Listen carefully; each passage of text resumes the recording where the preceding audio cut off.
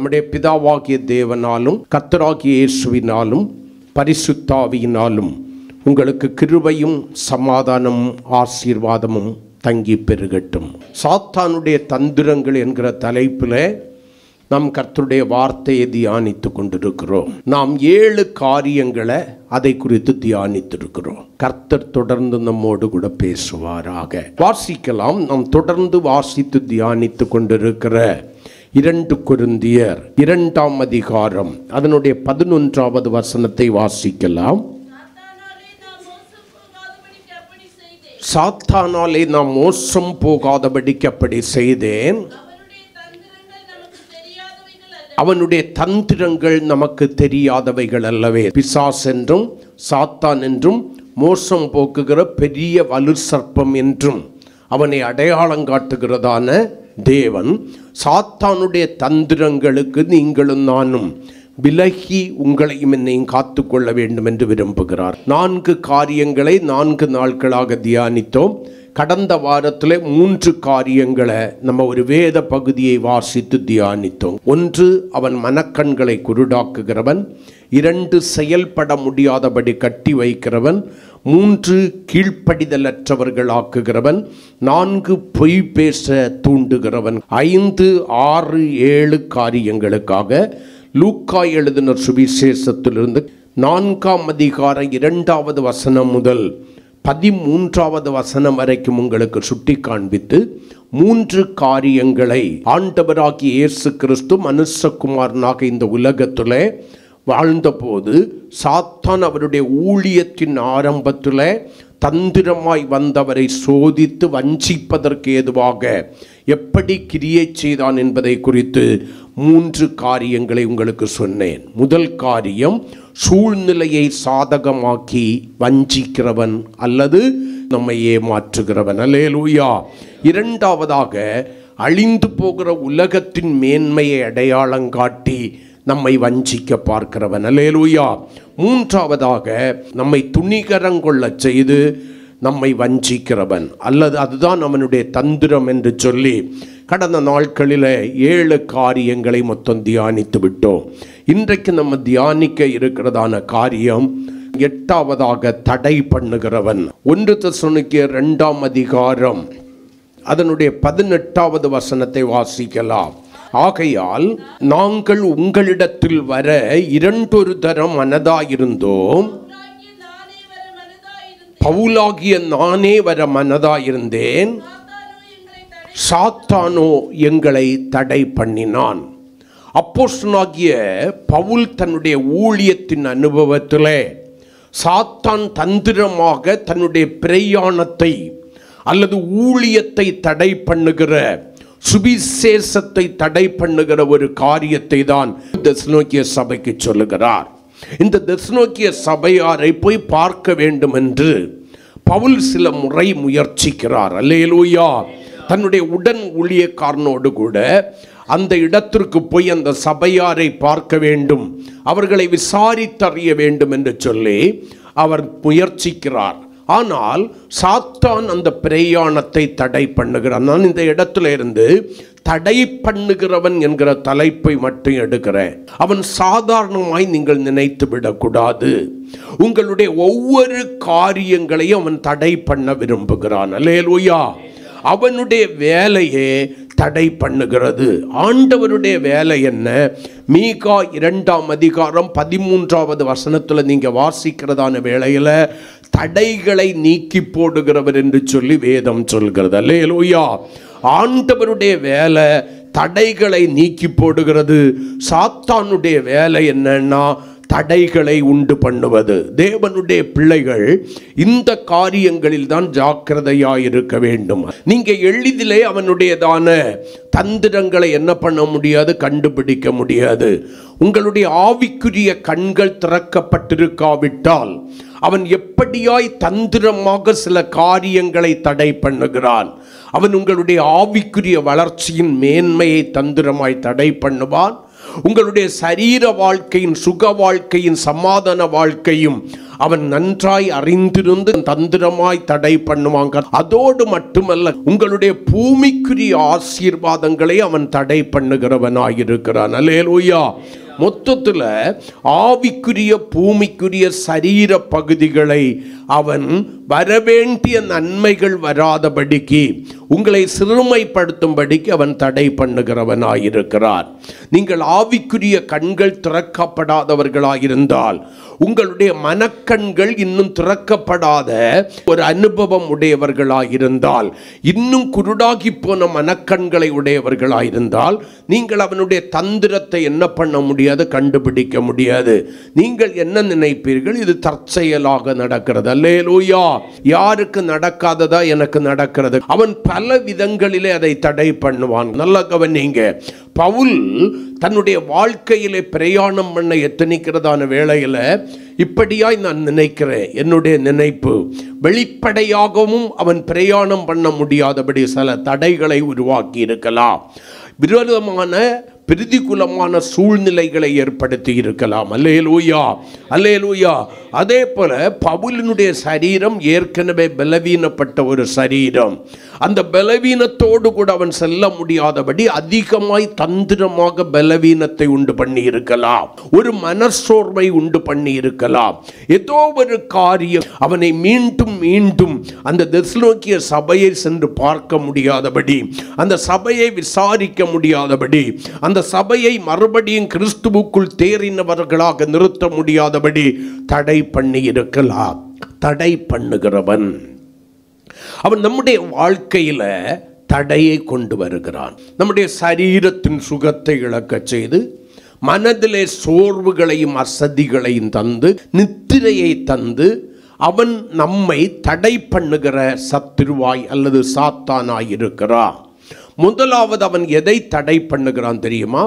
தேவனுடைய பிள்ளைகள் தேவனை ஆராதிக்க விடாதபடி ஆராதனையை தடை பண்ணுகிறவன். ஆமென் சொல்லுங்களேன்.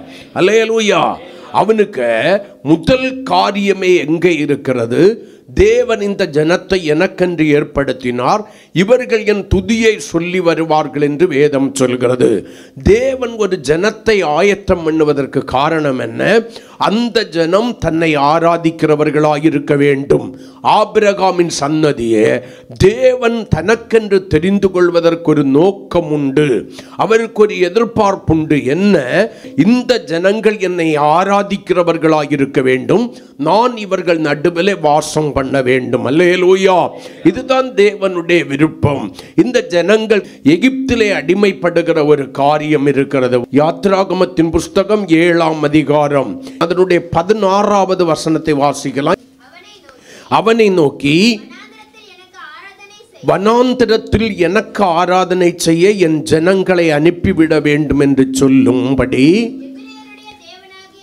எபிரேயருடைய தேவனாகிய கர்த்தர் என்னை உம்மிடத்திற்கு அனுப்பியும் இதுவரையும் நீர் கேளாமற் போனீர். அல்லேலூயா, ஆமென். மோசே மறுபடியும் எதற்கு அந்த எகிப்திலே தேவனாலே அனுப்பப்பட்டான் என்பதை எகிப்தின் ராஜாவாகிய பார்வோனுக்கு சொல்லுகிறான். எதற்காய் அனுப்பப்பட்டான்? யாத்ராகமத்தின் புஸ்தகம் 3ஆம் அதிகாரத்திலே அதற்கான பதில் இருக்கிறது. என்ன?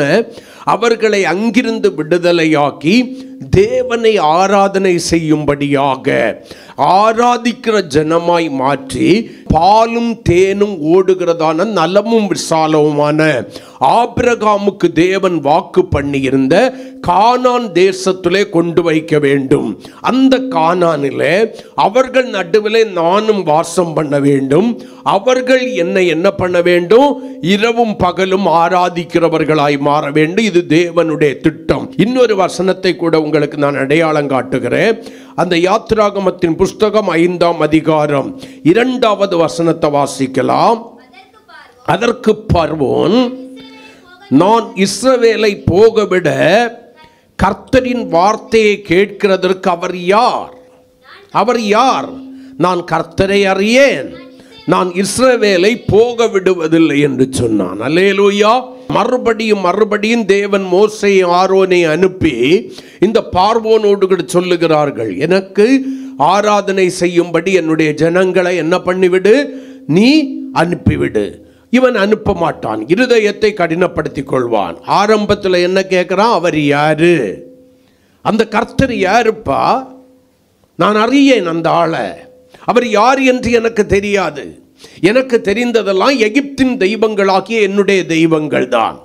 நீங்கள் ஒரு புதிய தேவனை சொல்லுகிறீர்கள், அவரை நான் அறியேன். அவர் யார்? அவருக்கும் எனக்கு என்ன சம்பந்தம்? நான் ஏன் அவர் சொல்லுவதை கேட்க வேண்டும்? நான் கேட்க வேண்டிய அவசியம் இல்லை. நான் எகிப்தின் ராஜா. என்னிடத்திலே வல்லமை இருக்கிறது, என்னிடத்திலே பராக்கிரமம் இருக்கிறது, என்னிடத்திலே ஆளுகை இருக்கிறது, என்னிடத்திலே அதிகாரம் இருக்கிறது. ஆகையினாலே நீ சொல்லுகிறபடி நான் செய்ய வேண்டிய அவசியம் இல்லை. ஓ ஆண்டவர் சொல்லுகிறபடி நான் செய்ய வேண்டிய அவசியம் இல்லை என்று சொல்லி தன்னுடைய இருதயத்தை கடினப்படுத்துகிறான். அவன் சொல்றான், நான் இஸ்ரவேலை என்ன பண்ண மாட்டேன்? போக விட மாட்டேன். அதற்கு பின்பு அந்த எகிப்திலே நடந்த சில காரியங்கள் உங்களுக்கு தெரியும். பலவிதமான வாதைகளை கர்த்தர் அனுமதித்தார். ஒவ்வொரு வாதையிலும் முதல் 2-3 வாதைகள் அவங்களை என்ன பண்ணாங்க? அற்புதங்களை செய்தார்கள் மந்திரவாதிகள். அதற்கு பின்பு தேவனுடைய கரம் வெளிப்பட ஆரம்பித்தது. எகிப்தின் மந்திரவாதிகள் ராஜாவை பார்த்து சொல்றாங்க, இது தேவனுடைய கரம். ஆமென். நீர் தெரியாதன்னு ஒரு தேவனை சொன்னீரே, அந்த தேவன் யாருன்னு கேட்டீரே, இஸ்ரவேலின் தேவன் யார் என்று கேட்டீரே, ஆபிரகாமின் தேவன் யார் என்று கேட்டீரே, யாக்கோபின் தேவன் யாருன்னு கேட்டீரே, ஈசாக்கின் தேவன் யாருன்னு கேட்டீரே, அந்த தேவனுடைய கரம் இப்பொழுது வெளிப்பட்டிருக்கிறது. அந்த தேவனுடைய விரல் இப்பொழுது வெளிப்பட்டிருக்கிறது. இதற்கு விரோதமாக நாங்கள் இனி ஒன்றும் செய்ய முடியாது. அல்லேலூயா. எங்களுடைய மந்திரங்கள் பலிக்கவில்லை. ஒத்துக்கொள்கிறார்கள், தோற்று போகிறார்கள். உடனே பார்வோன் என்ன பண்ணுவான்? தன்னை தாழ்த்தி, நான் இஸ்ரவேல் ஜனங்களை போக விடுறேன், இந்த வாதையை என்னை விட்டு போக பண்ணு என்பான். ஆண்டவரும் மோசேயினுடைய ஜெபத்தை கேட்பார். அந்த வாதையை விட்டு அவனை விடுதலை ஆக்குவார். அவன் மறுபடியும் இஸ்ரவேல் ஜனங்களை விடாதபடிக்கு என்ன பண்ணுவான்? தன்னுடைய இருதயத்தை கடினப்படுத்துவான். இந்த பார்வோனை எதற்கு ஒப்பிட்டு சொல்கிறோம்? பிசாசுக்கு ஒப்பிட்டு அநேக வேளைகளை பேசுகிறோம். எகிப்தை எதற்கு ஒப்பிட்டு சொல்கிறோம்? உலகத்திற்கு ஒப்பிட்டு சொல்லுகிறோம். இங்க நீங்கள் கவனிக்க வேண்டிய ஒரு காரியம், இந்த பார்வோனுடையதான வாழ்க்கையில பிசாசு தந்திரமாய் கிரியை செய்து தேவ சேனையாகிய இஸ்ரவேல் ஜனங்கள் எகிப்தை விட்டு போய் தேவன் விரும்புகிற ஒரு ஆராதனை, உலக சிநேகத்தை விட்டு போய், உலகத்தின் இச்சைகளை விட்டு போய், உலக மயக்கத்தை விட்டு போய் தேவன் விரும்புகிற ஒரு ஆராதனை செய்ய முடியாதபடி தந்திரமாய் தடை பண்ணப்படுகிறார்.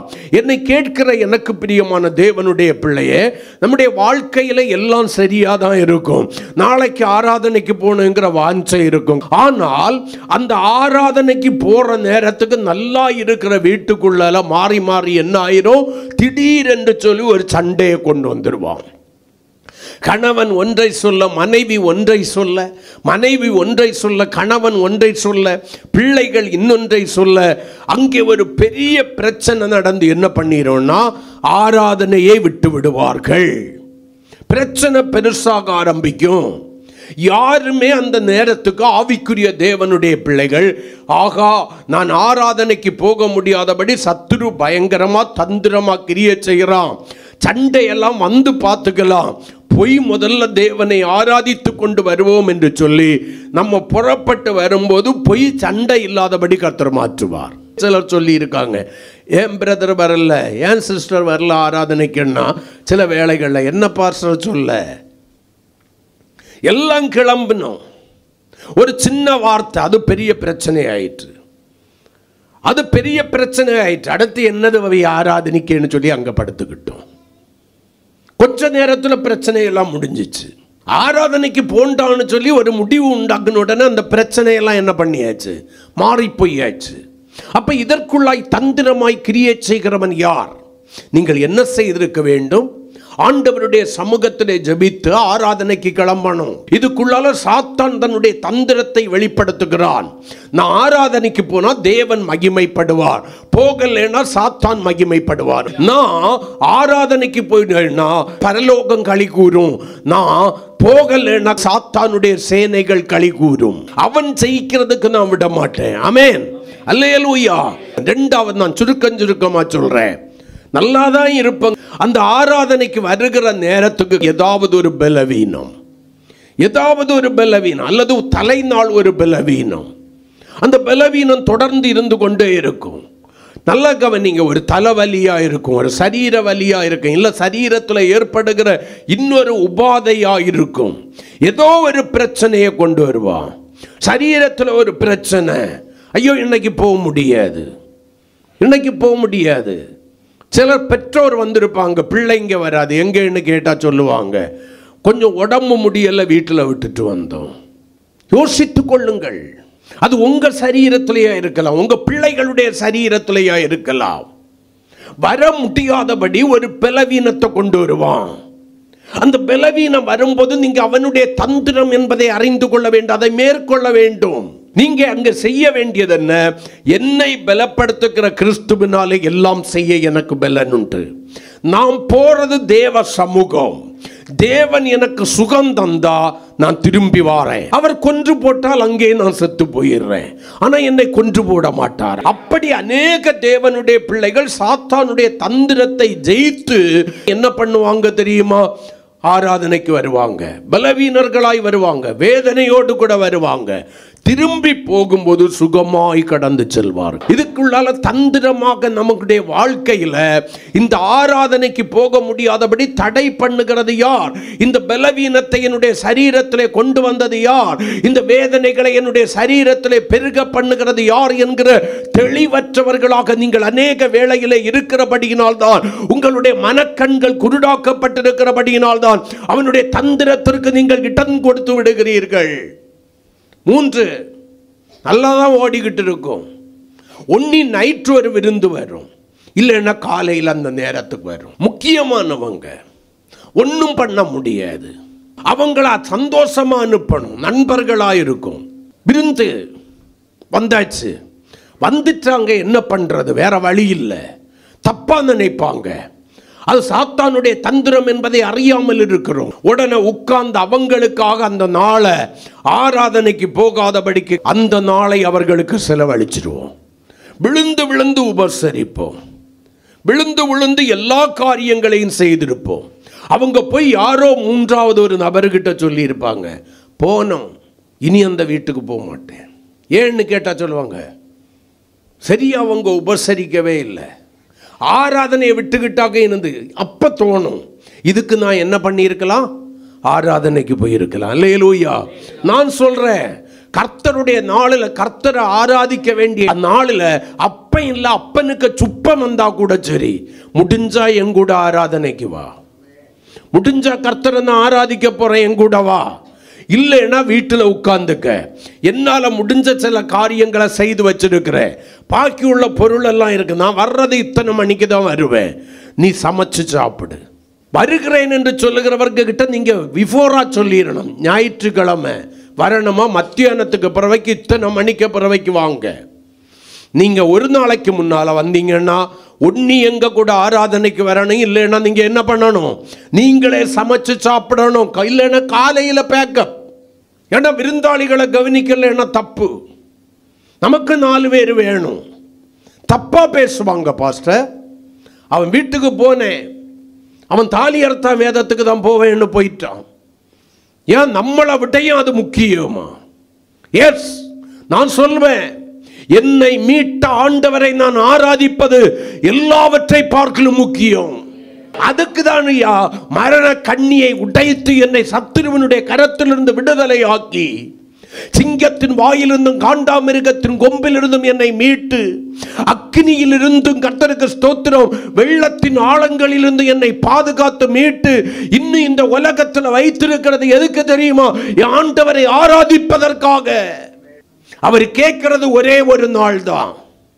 அந்த ஒரு நாளையும் கூட நான் எனக்கென்று எப்படி சொந்தமாக்கி கொள்ளலாம்? மற்ற நாளிலே நான் காரணம் கூறலாம், எனக்கு வேலை, எனக்கு பிசினஸ், வீட்டில் கெஸ்ட் வந்துட்டாங்க, எல்லாம் உண்மைதான். கர்த்தர் தனக்கென்று கேட்கிற அந்த வாரத்தின் முதல் நாளாகிய கர்த்தருடைய நாளில் அவரை ஆராதிக்க வேண்டிய நாளில் நீ மனுஷனை கனம் பண்ணுகிற நபராய் இருக்கக்கூடாது. உன்னுடைய பலவீனங்களை காரணம் காட்டுகிற நபராய் இருக்கக்கூடாது. அடுத்து நித்திரையை கொண்டு வருவான். நித்திரை கண்களுக்கு நித்திரையை கொண்டு வரான். நித்திரை என்பது சிலருக்கு இன்பமானது, பிரியமானது. இன்னைக்கு போண்டான் தூக்கமா வருது. ஒரு நாள் போவலன்னா என்ன குட்டியா முழுகிற போகுது? ஒரு நாள் போவலன்னா என்ன தப்பு? ஆண்டவரை அடிச்சிடவா போறாரு? எபிரேயர் 10:25 வாசிச்சு பாருங்க. சிலர் விட்டு விடுகிறது போல சபை கூடி வருதலை என்ன பண்ணிடக்கூடாதா? விட்டு விடாதிருங்கள் என்று சொல்லி வேதம் சொல்லுகிறது. சிலருக்கு அன்னைக்கு தான் என்ன வரும் தெரியுமா? கல்யாணம் வரும். எனக்கு கர்த்தரை ஆராதிக்க வேண்டிய நாளில் தான் கல்யாணம் வரும். இப்படி சொல்லிக்கிட்டே போகலாம். ஆனா கடைசியில ஒண்ணு வரும், மன சோர்வு, ஒரு சோர்வு. ஆமா, பொய் என்னத்தை கண்ட, பொய் என்னத்தை கண்ட. ஒரு நாளைக்கு ஜாலியா இருந்து டிவி பார்த்து பாரு, அதுல இருக்கிற சந்தோஷம் யோசித்து பாருங்கள்.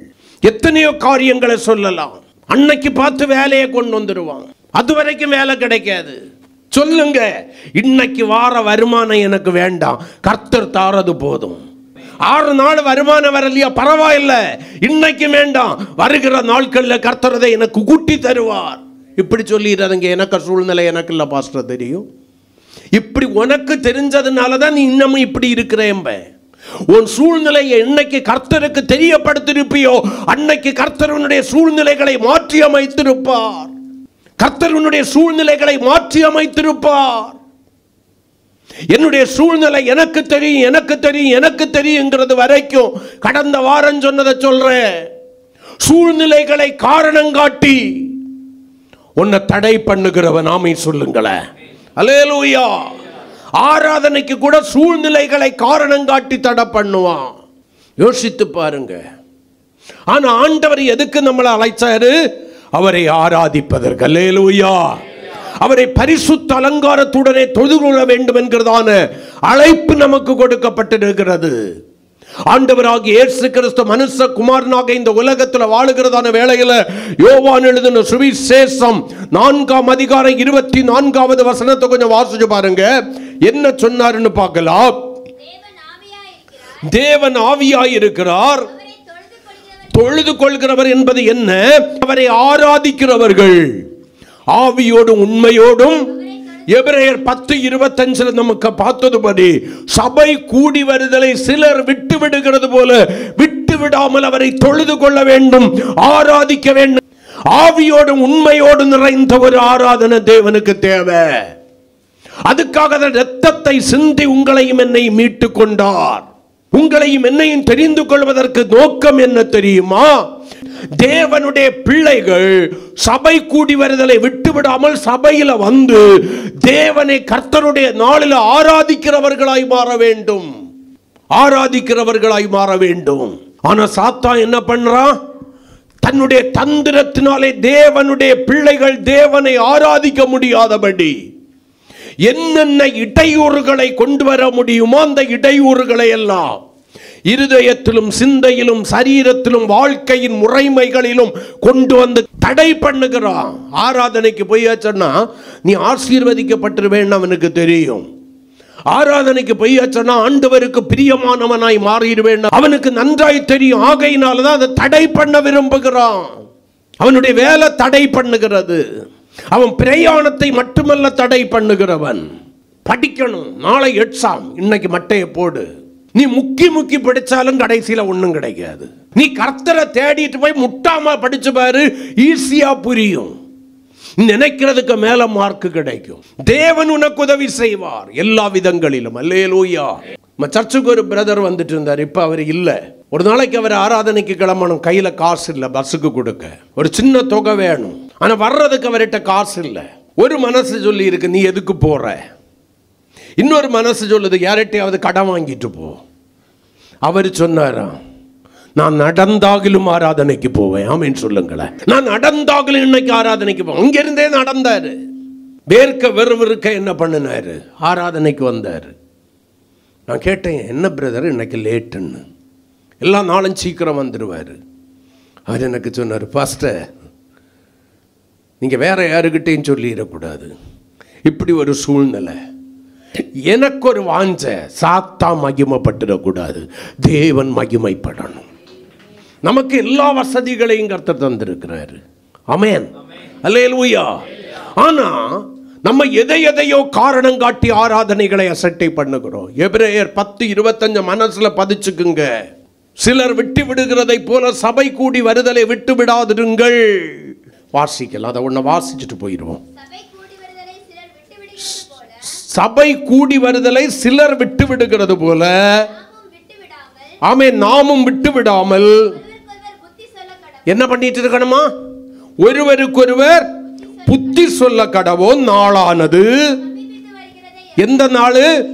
கிறிஸ்துவின் வருகையின் நாள் சமீபித்து வருகிறதை எவ்வளவாய் பார்க்கிறீர்களோ அவ்வளவாய் புத்தி சொல்ல வேண்டும். கரங்களை கொட்டி கர்த்தரை மகிமைப்படுத்துவோம். அல்லேலூயா. சபை கூடி வருதலை சிலர் விட்டு விடுகிறது போல நீங்கள் ஒருவருக்கொருவர் விட்டு விடாதிருங்கள். என்ன பண்ணணுமா? விட்டு விடாம ஒருவருக்கொருவர் புத்தி சொல்ல கடவும். ஏன்னா நாளானது சமீபித்து வருகிறதா. இனி காலம் செல்லாத கரங்களை கொட்டி கர்த்தரை ஸ்தோத்திரம் பண்ணுவோம். போகலாம், சிலர் வருவாங்க. அந்த ஜெபம் முடியட்டும், போகலாம். ஸ்தோத்திர பாட்டு அதுல நமக்கு அங்க என்ன வேலை? போகலாம். 3 பாட்டு முடியட்டும், போகலாம். ஆராதனையில பாதியில போகலாம். போனமா வஸ்திரம் கலையாம உட்கார்ந்துகிட்டு வரணும். கர்த்தர் முன்னை அந்த ஸ்தானத்தில் தான் வைப்பார். ஆமென். ஆராதனை தொடங்கும் முன்னால தேவ சமூகத்தில் வந்து உட்கார்ந்து பாரு. அதற்கேற்ற கனமும் மகிமையும் உனக்குண்டு. அதற்கேற்ற கனையும் மகிமையும் உனக்குண்டு. ஆண்டவருக்கு ஒரு நாள் தான் கொடுக்கிறோம். இன்னும் கொஞ்சம் அரை மணி நேரம் படுத்துக்கிட்டு போவோம். இன்னும் ஒரு அரை மணி நேரம் தாண்டி போகலாம். இப்பவே போய் என்னத்துக்கு? சிலரை தான் பார்த்துருக்கேன், ஓடோடி வருவாங்க. கஷ்டம் இருக்கும்போது, பிரச்சனை கொஞ்சம் மாற ஆரம்பிச்சு, கொஞ்சம் கர்த்தர் ஆசீர்வதித்து கண்ணை திறக்க ஆரம்பிச்சுட்டாருன்னா 5 நிமிஷம் லேட் ஆகி, 10 நிமிஷம் லேட் ஆகி, 20 நிமிஷம் லேட் ஆகி 2வது பாட்டு 3வது பாட்டு.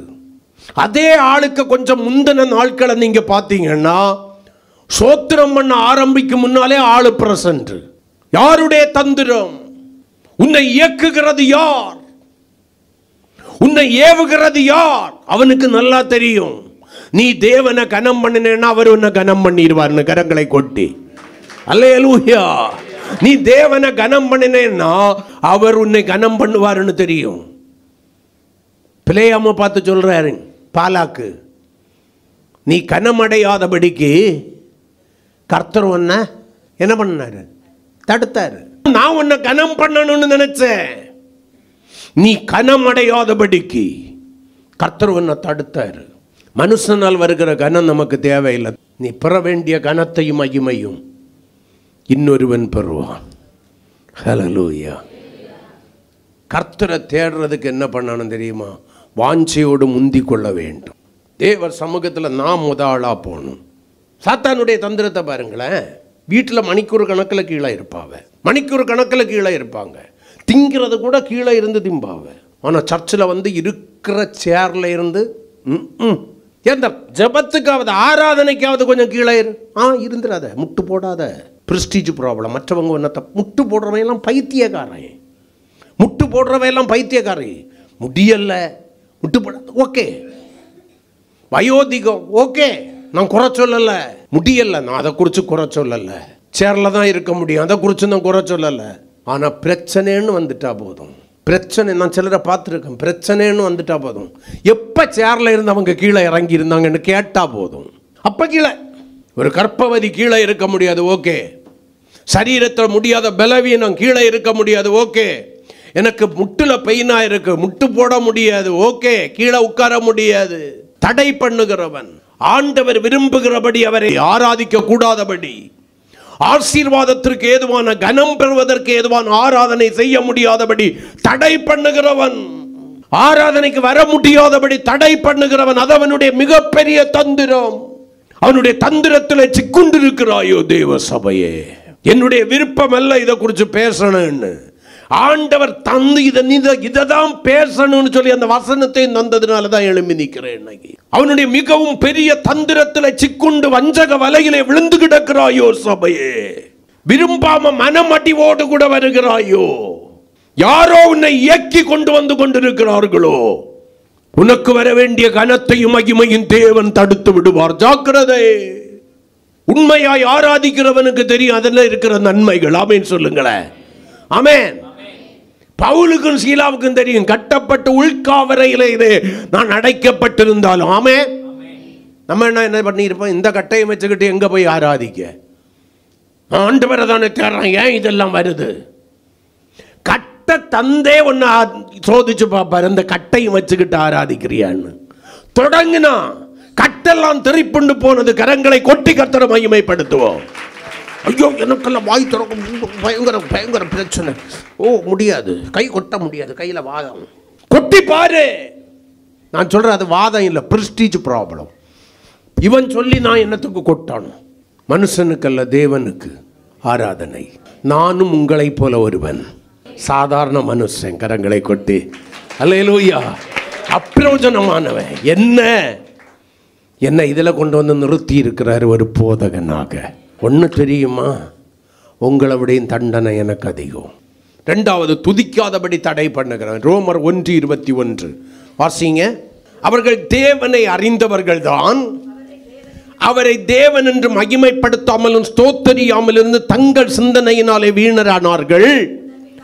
உணர்வில்லாத அவர்களுடைய இருதயம் இருளடைந்தது. ஆராதனைக்கு தள்ளி பிடிச்சுக்கிட்டு வந்தாலும் வாய் திறக்காது. துதிக்க முடியாதபடி வாயை கட்டி போடுகிறான். அவனுக்கு தெரியும், துதிச்சேன்னா சிறையிருப்பு திரும்பும். ஆமென் சொல்லுங்களேன். துதிக்க முடியாதபடி, துதியினால் வருகிற ஆசீர்வாதத்தை நீ பெற்றிடக்கூடாது, தெய்வீக சுகத்தை பெற்றிடக்கூடாது, விடுதலையை பெற்றுவிடக்கூடாது என்பதற்காக துதியினால் உன்னுடைய சிறையிருப்புகள் திரும்பும் என்று சொல்லி யாருக்கு தெரியும்? சாத்தானுக்கு தெரியும். வினுக்கு விரோதமாக கர்ச்சிக்கிற சிங்கத்தினுடைய வாயை இந்த துதிக்கு கட்டுகிற வல்லமை உண்டு என்பது சாத்தானுக்கு தெரியும்.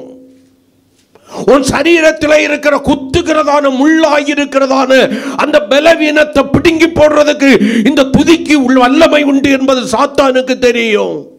நீ துதிக்கும் போது தேவன் மகிமைப்படுவார், இறங்கி உன்னை ஆசீர்வதிப்பார் என்பது சாத்தானுக்கு தெரியும்.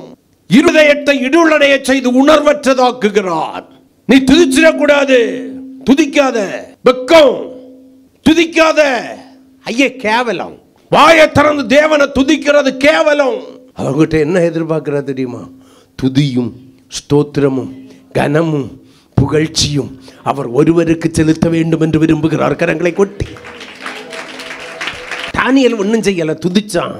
சிங்கத்தின் வாயை கர்த்தர் தூதனை அனுப்பி கட்டினார். பவுல் சீலா துதிச்சான். கர்த்தர் சிறையிருப்பின் அஸ்திபாரத்தை அசைத்து கதவுகளை திறந்து கட்டுகளை கலன்று விட செய்து காவலறைக்குள்ளாய் அடைக்கப்பட்டிருந்த பவுலையும் சீலாவையும் விடுதலை ஆக்கினார். கரங்களை கொட்டி. அதனால ஒரு சிலர் ரட்சிக்கப்பட்டாங்க. ஆமென்.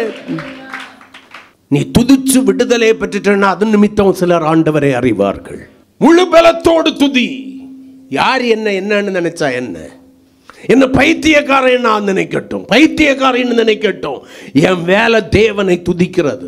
நான் சாத்தானுடைய தந்திரத்துக்கு இடம் கொடுத்துடக்கூடாது. சிரிச்சிடாத. ஆண்டவரே சொல்லி இருக்கிற, வாயை விரிவாய் திறந்தானதை நிரப்புவேன். வாய் நிரம்பிடும். என்னதுனால நிரம்பும்? உன் வாயை நன்மையினால் நிரப்புவேன். நன்மையினால நான் நிரப்பும் போது உன்னுடைய ஜீவன் உள்ள நாளெல்லாம் நன்மையும் கிருபையும் என்ன தொடரும். துதித்து பாரு. ஆசீர்வாதம் தானா வரும், உயர்வு தானா வரும், எல்லாம் தானா வரும்.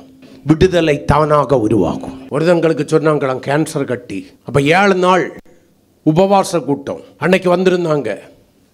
அந்த இடத்துல நின்றுகிட்டு சத்தமா துதிச்சாங்க. நாக்கிலையாக்கம் கேன்சர் கட்டி. இந்த சர்ச்சுக்குள்ளால நடந்த ஒரு அற்புதம். நாக்கில் கேன்சர் கட்டி இந்த சபைக்குள்ளால நின்று துதிச்சாங்க. யாரோ ஒரு கட்டியை பிடுங்கி எடுத்தது போல தெரிஞ்சிச்சா. அடுத்த முறை ஆஸ்பத்திரிக்கு போனாங்க. டாக்டர் செக் பண்ணிக்கிட்டு ஒண்ணுமே இல்லம்மா, எல்லாம் மாறி இருக்கு. அவங்களுக்கு அப்ப கூட புரியல, ஆண்டவர் நமக்கு அற்புதம் செய்தார். ஆமென். அல்லேலூயா. துதிச்சு செத்தா சாவு, துதிக்காம செத்துறாத. இருக்கிற பலத்தோட துதி. துதியை தடை பண்ணுங்க. துதி வெட்கத்திற்குரியதல்ல, கர்த்தருக்கு கனத்திற்குரியது. ஆமென். நீ கனம் பண்ற. எப்படி வரணுமா அவருடைய சன்னதியில? எப்படி வரணுமா?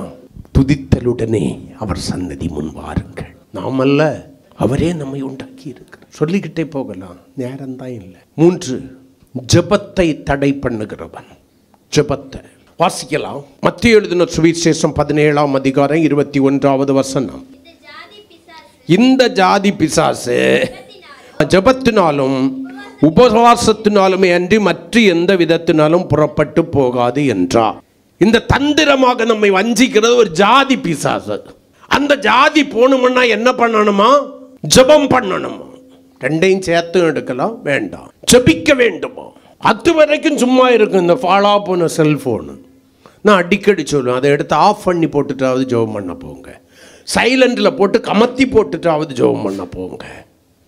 அப்போ பார்த்து தான் சாத்தான் யாருக்காவது உள்ளத்துக்குள்ளால ஏவுவான். கூப்பிடு அவனை, அவளை கூப்பிடு, அவள் ஜெபம் பண்ண போயிருக்கா, விடக்கூடாது. ஒரு நாளும் கடலை போடாதவங்க போடுவாங்க. நம்ம வைக்கிறேன்னு சொன்னாலும் வைக்க விட மாட்டாவ. புதுசா ஜெபம் போச்சு. அது வரைக்கும் இந்த வாஞ்ச போச்சு. ஒரு வாஞ்சையோடு கூட சில வேளைகளில் ஆண்டவர் பயங்கரமா ஏவுவார். போய் உட்கார்ந்து ஜெபம் பண்ணணும்.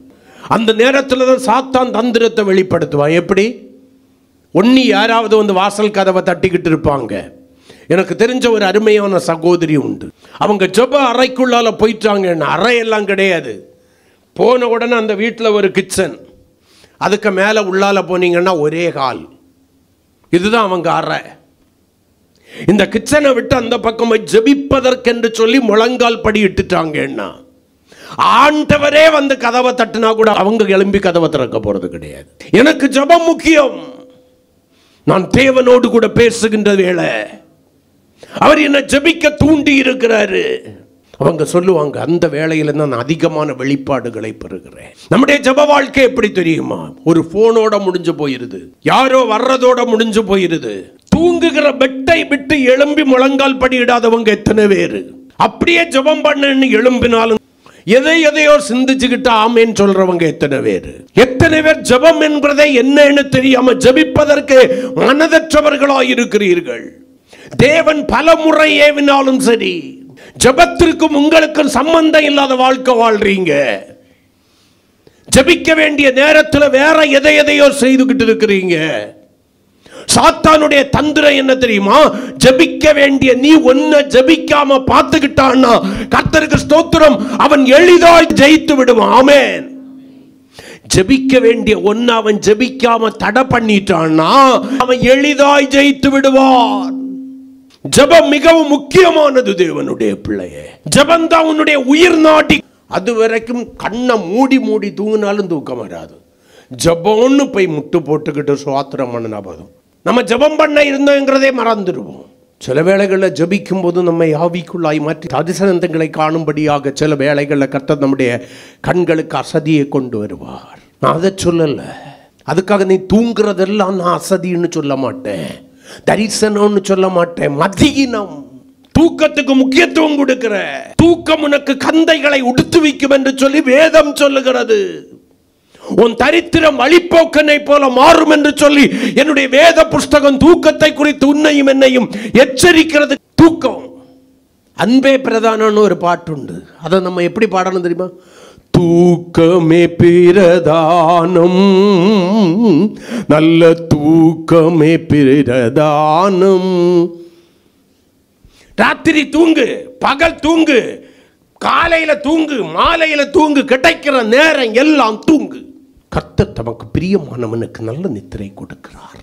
ஆனா அதுக்கு நமக்கு வசனம் இருக்கு. கர்த்தர் என்மேல் பிரியமாக இருக்கிறார், எனக்கு நித்திரை தருகிறார். உமக்கு என்ன பொறாமை? சரி, கொஞ்ச நேரம் செத்த நேரம், எனக்கு பாணியில் சொல்கிறேன், செத்த நேரம் கடந்துக்கிட்டு எழும்பி ஜெபம் பண்ணலான்னு போய் கடந்து முருண்டும் புரண்டும் பாரு, தூக்கம் வராது. உடனே எடுத்து தூக்கமே வராது, வரவே வராது. எத்தனை மணி நேரம் வச்சு பாரு. இந்த கண்ணெல்லாம் ஹீட்டாவி செவந்து ரத்தம் போல மாறி உள்ளால இருந்து ஒன்று வர. அப்பவும் மறுநாளைக்கு காலையில் எழும்போது 2 கண்ணா அப்படி வீங்கி 1/2 லிட்டரை ஒன்னா குடிச்சுக்கிட்டு ஒன்று சைடிஸ் நாம எழும்பி வர்றது போல வரும். தூக்கம். ஆராதனைக்கு வந்தா தூக்கம், வேதத்தை வாசிக்கணும்னு எடுத்தா தூக்கம், ஜெபிக்கிறதுக்கு போய் உட்கார்ந்தா தூக்கம். மற்ற நேரத்தில் ஃபுல்லா தூக்கத்துக்கு எனக்கும் அதை சிலர் பெருமையாக, கர்த்தர் தமக்கு பிரியமானவனுக்கு நல்ல நித்திரை கொடுக்கிறார், நான் அவருக்கு பிரியமானவன், கர்த்தர் எனக்கு நித்திரை தருகிறார். இல்லை, பிசாசு நித்திரை மயக்கத்தினால உன்னை என்ன பண்ணி வச்சிருக்கிறான்? வஞ்சித்து கட்டி வைத்திருக்கிறான். ஒரு வசனத்தை வாசிக்கலாமே. மத்தேயு எழுதின சுவிசேஷம் 26ஆம் அதிகாரம் 41வது வசனம். ஆண்டவர் சொன்னது எதுக்கு ஜெபம் பண்ணணுமா? நீங்கள் சோதனைக்குட்படாதபடிக்கு விழித்திருந்து ஜெபம் பண்ணுங்கள். ஆவி உற்சாகம் உள்ளதுதான், மாம்சம் பலவீனம். 3 மாம்சத்துல பலவீனத்தை கொண்டு வந்துருவான் ஜெபிக்க முடியாதபடி. அல்லேலூயா, ஆமென். மொத்தத்தில் ஜெபம் எதுக்கு? சோதனைக்குட்படாதபடி, வரப்போகிற சோதனை காலத்திற்கு தப்பிக்கொள்ளும்படியாக ஜெபம் உனக்கு கேடகமாயிருக்கிறது. கரங்களை கொட்டி. நம்மள சிலருக்கு வரப்போகிற காரியத்தை முதல்ல கர்த்தர் உணர்த்தி என்ன பண்ணியிருப்பார்? ஜெபம் பண்ண சொல்லி இருப்பார். நமக்கு அப்பதான் நித்திர பயங்கரமா வரும். கர்த்தர் கொஞ்ச நேரம் ஏவி பார்ப்பாரு. 4 மணிக்கு அலாரம் வைப்பாவ, 4:15 கொண்டு வச்சிருப்பாவ. கண்ணு திறக்காது, எடுத்து ஒரு அமுக்கு, ரைட்டு. 4:35 கொண்டு வச்சிருப்பாவ, 4:40 கொண்டு வச்சிருப்பாவ. அதை அடிச்சு இனி எனக்கு அடிக்க பலம் இல்லையேன்னு சொல்லிட்டு அது கிடக்கும். கடைசியில் 6:30க்கு எழும்பி, ஐயோ நேரம் வெளுத்துது, இந்த செல்லு என்னை ஏமாத்திட்டு அலாரம் நடக்குதா இல்லையா? ஜெபிக்க எழும்பி பழகினா என்றால் அலாரமே தேவையில்லை. கரங்களை கொட்டி. அலாரம் இல்லாமலே எழுப்புகிற வல்லமை தேவனுக்குண்டு. உன் ஜெபிக்கிற இடத்துல நீ போறதுக்கு முன்னால கர்த்தர் வந்து ஆயத்தமாய் நிற்பார். உன்னோடு கூட ஜெபிக்கும்படி தேவ தூதர்கள் வந்து ஆயத்தமாய் இருப்பார்கள். உன்னோடு கூட ஜெபித்து உனக்கு உதவி செய்யும்படி கரங்களை கொட்டி பரிசுத்த ஆவியானவர் உனக்கு உதவி செய்யும்படி கடந்து வந்திருப்பார் உனக்கு முன்னால. ஜெபிக்காதவன் செத்த பண. நீ கிறிஸ்தவனா இருந்து பைபிள் வாசிக்கலன்னா, வசனத்தை தியானிக்கலன்னா நீ இருந்து பிரயோஜனம் இல்லை. உன் பிள்ளைங்களுக்கு விதவிதமா சமைச்சு போடுறியோ இல்லையோ, வேதத்தை வாசித்து ஜெபம் பண்ண சொல்லு. எனக்கு சிலது கொஞ்சம் நல்லா ஜெபம் பண்ணிக்கிட்டு இருக்கும். இந்த ஐடின்னு ஒன்றுக்கு போனா போதும், இருக்கிற அபிஷேகம் எல்லாம் எங்க விட்டாவ, ஜெபம் எங்க விட்டாவ, அங்க பையா சொன்னா நான் நீயும் ஒண்ணுதான். அல்லேலூயா. அவிகளுக்கு ஜெபமும் வேண்டாம், பைபிளும் வேண்டாம், உபவாசமும் வேண்டாம். வீட்டில் வெட்டியா கடந்து தூங்கிக்கிட்டு கிடக்கும். இந்த உபவாச ஜெபத்துக்கு போவோம், வேற வேலை இல்லை. ஒன்லி சண்டே வந்து என்னது தெரியுமா? முடிப்பானா முடிக்க மாட்டானா, அடக்கிக்கிட்டு இருக்க வேண்டியிருக்கு. ஜெபிக்கிறதுக்கு அனுமதிக்க மாட்டான். ஜெபத்துல சோர்வு. ஆண்டவர் சொல்றாரு, மாம்சம் பலவீனமா தான் இருக்கும், ஆவியை உற்சாகமா வச்சுப்பாரு. அந்த ஆவியின் உற்சாகத்தினால நீ எதை ஜெயிக்கலாம்? மாம்சத்தை ஜெயிக்கலாம். பிசாசு ஓடிடுவான். கரங்களை கொட்டி கர்த்தரை மகிமைப்படுத்துவோம். இல்லைன்னா நீ சோதனையை ஜெயிக்க முடியாது. வரும் காரியத்தை கண்டதில்லை முக்கியம். எதுக்கு தெரியுமா காட்டுறாரு? அப்படியே வச்சுக்கிட்டு எனக்கு ஜெபம் பண்ணுங்க மற்றவங்க கிட்ட சொல்ல இல்லை. நீ ஜெபித்து ஜெயம் எடுக்கும்படி உன் வாழ்க்கையில நீ விரும்பாத ஒரு போராட்டத்தை அனுமதிக்கிறாருன்னா, ஒரு பாதையில நடத்துறாருன்னா நீ நினைக்கணும், உடனே என்ன நினைக்கணும்?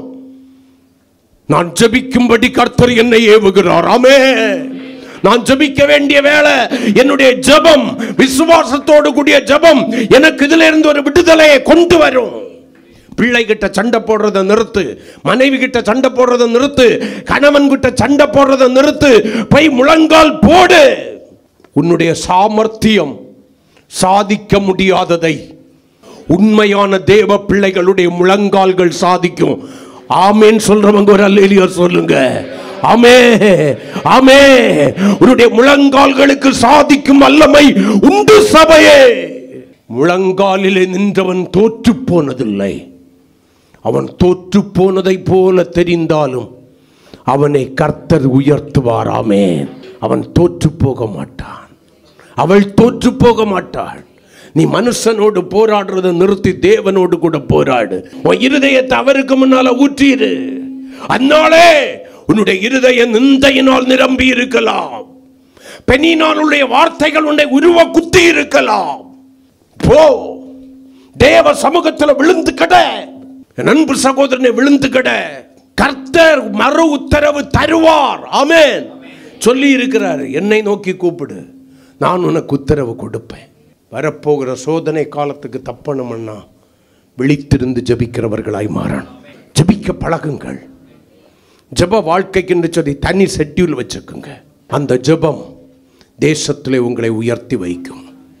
சத்துருவனுடைய தாடைகளை உடைக்கிறவர்களாய் உங்களை மாற்றும். ஆமென்.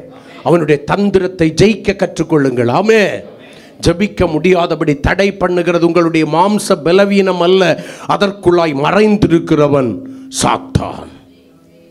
தடை பண்ணுகிறவன், ஆராதனையை தடை பண்ணுகிறவன், துதியை தடை பண்ணுகிறவன், ஜபத்தை தடை பண்ணுகிறவன், உபவாசத்தை தடை பண்ணுகிறவன். இதை மட்டும் சொல்லி முடிச்சிடுறேன். அதே வசனத்தில் இருக்கும் மத்திய 17:21. அன்னைக்கு வரைக்கும் நல்லா தான் இருக்கும். இன்னைக்கு எப்படியாவது 2 வேளை உபவாசம் போட்டு ஜெபம் பண்ணிடணும். அன்னைக்கு பார்த்து நமக்கு நல்லா பிடிச்ச ஏதாவது ஒன்று வரும் காலையில். எது? மீனோ இறைச்சியோ பிரியாணியோ எது பிடிக்குமோ அதை கொண்டு வருவோம். நீ உபவாசம் இருந்தது போதும். இல்லைன்னா வெட்டி பேச்சு பேசுகிற ஒன்று வரும். அன்னைக்கு உபவாசம் முடிஞ்சு சொல்லிக்கொண்டே போகலாம். தடை பண்ணுகிறவன் உங்கள் நடுவிலிருந்து மாற்றப்படணும். இந்த பகல் காலத்தில் அவனுடைய தந்திரத்தை அறிந்து கொள்ளுங்கள். ஆராதனைக்கு மனமடிவுகளையும் சோர்வுகளையும் உண்டாக்குகிற தேவையில்லாத நபர்களை கொண்டு வருகிற குடும்பத்தில் பிரச்சனையை உருவாக்குகிறவன் சாத்தானுடைய தந்திரம். துதிக்க முடியாதபடி உன்னுடைய இருதயத்தில் இருளடைய செய்து உணர்வற்றதாய் மாற்றுகிறவன், மனமற்றவனாய் மாற்றுகிறவன் சாத்தானுடைய தந்திரம். ஜபிக்க முடியாதபடி உன்னுடைய கண்களுக்கு நித்திரை மயக்கத்தை கொண்டு வருகிறவன், தேவையில்லாத அழைப்புகளை கொண்டு வருகிறவன், தேவையில்லாத நபர்களை கொண்டு வருகிறவன் சாத்தானுடைய தந்திரம். குலைப்பதற்கு, உபவாசத்தை சீர்குலைப்பதற்கு தந்திரமாக கிரியை செய்கிறவன் என் வாழ்க்கையில் நடந்திருக்கு. எனக்கு எது பிடிக்குமோ அதை கொண்டு வருவான். எனக்கு கொஞ்சம் சுய கட்டுப்பாடு அதிகம். இன்னைக்கு இது வேண்டான்னா வேண்டாம் தான், அது எதுவாக இருந்தாலும் சரி. அன்னைக்கு பார்த்து அதுக்கு மனம் அப்படி இழுக்கும். என்ன ஒரு வாய் டேஸ்ட் பார்த்துட்டு போயிடறேன், நான் எப்படி இருக்குன்னு தெரியுமான்னு. நான் முடிவெடுத்தது தான். அன்னைக்கு பார்த்து என்ன தெரியுமா, பயங்கரமாக வயிறு வலிக்கிறது போல தெரியும். உள்ளுக்குள்ளார சொல்லும், வாசம் இருந்துடாது, அல்சர் கூடிரும். அல்சரும் கிடையாது, ஒரு மண்ணும் கிடையாது. அதுக்கு முன்னால் இருந்தால் இல்லை, பின்னால் இருந்தால் இல்லை. அதனால் சிலது சொல்லும், நல்லா தின்னுக்கிட்டு திங்காம உபவாசம் இருக்கணும்னு இருக்கா? யோசித்துக்கொள். கர்த்தர் உன்னை ஆசீர்வதிக்க விரும்புகிறார். தடைகளை தகர்த்து முன்னேறி வா. சத்துரு தடை பண்ணுகிறவன், கர்த்தர் தடைகளை தகர்ப்பவர். இன்றைக்கு ஒரு நடுவில் உலாவிக்கிட்டு இருக்கிறாரு. கண்களை மூடி கர்த்தர் உங்களை ஆசீர்வதிப்பார்.